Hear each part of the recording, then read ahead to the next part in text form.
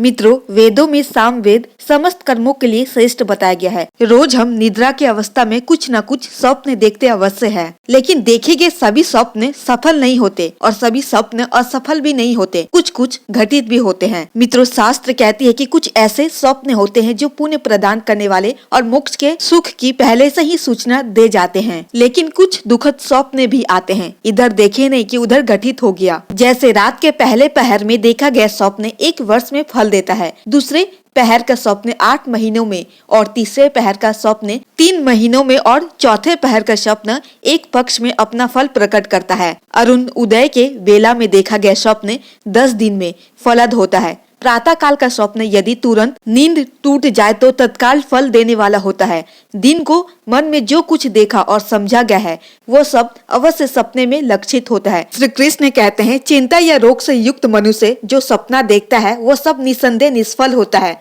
जो जट तुल्य है, मलमूत्र के व्यग से पीड़ित है, वह से व्याकुल है, नग्न है और बाल खोले हुए है, उसे अपने देखे हुए स्वप्न का कोई फल नहीं मिलता है। निद्रा में आतुर मनुष्य स्वप्न देखकर यदि पुनः नींद लेने लग जाता है अथवा मूढ़तावश रात में ही किसी दूसरे से कह देता है, तब उसे उस स्वप्न का फल नहीं मिलता।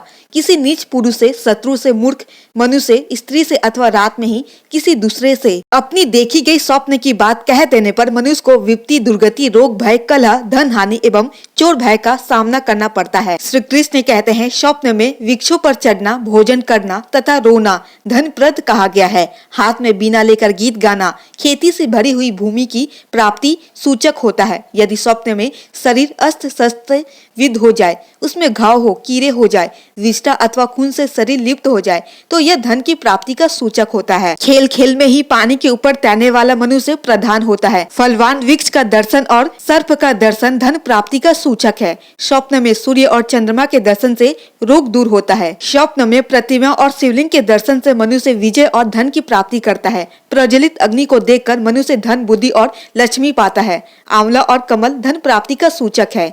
जिसके स्वप्न में पत्नी के साथ ब्राह्मण आता है, उसके यहाँ पार्वती सहित शिव अथवा लक्ष्मी के साथ नारायण का शुभ आगमन होता है। वो आने वाला समय में निश्चय ही संपत्तिशाली, विजयी, यशस्वी और सुखी होता है।